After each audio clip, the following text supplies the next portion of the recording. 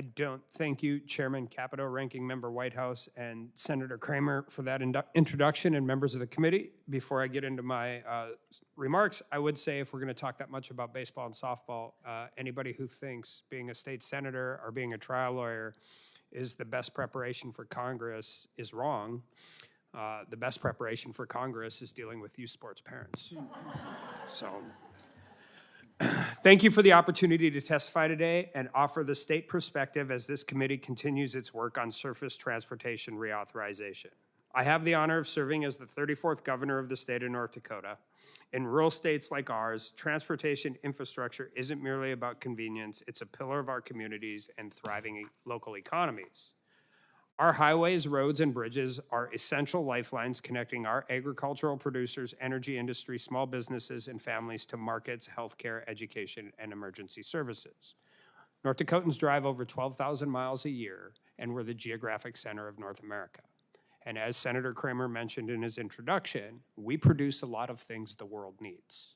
We're very proud of the fact that we provide calories and energy to a world that continues to ask for more and more and more of those to continue what is the greatest economy in the history of the world.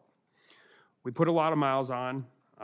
Unlike DC, where many people don't own a car and rely on public transit, our citizens depend heavily on personal vehicles to reach their destination.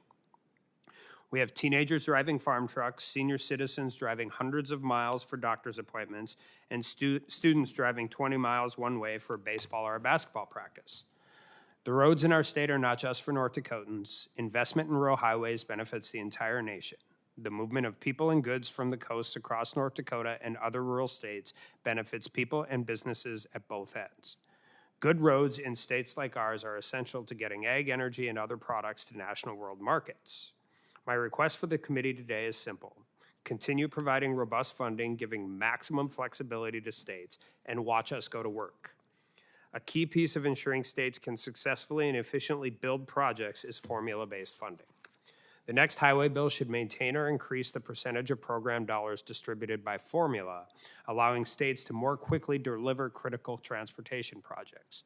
This is especially important in states like North Dakota that don't have that long of a construction season. Although discretionary grant programs play a role in our infrastructure funding, the process is often inefficient, slow, and costly.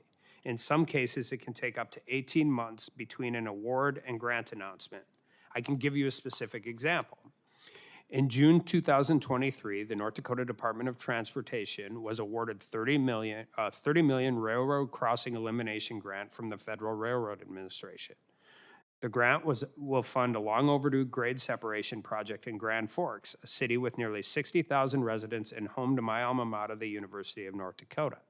Secretary Buttigieg came to Grand Forks. We welcomed him in. We were excited about the project. As of today, more than 2 years later, the North Dakota DOT is still awaiting execution of the grant.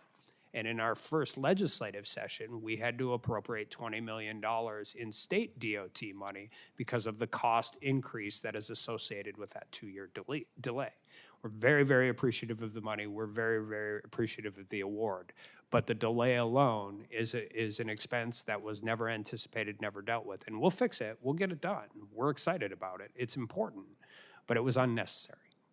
Delays in discretionary grant programs are problematic, regardless of their geographic location. However, in a state with a short construction window, the negative impacts of these delays are magnified. While discretionary grant programs serve an important purpose, I encourage this committee to increase to the extent possible the percentage of dollars delivered via formula. Additionally, I ask you to consider including provisions that give states more flexibility to deploy funds that they need most.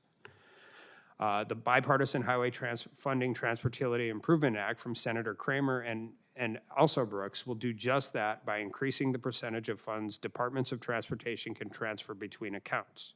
States know their needs, and this legislation will enhance our ability to make the best decisions for our unique situations.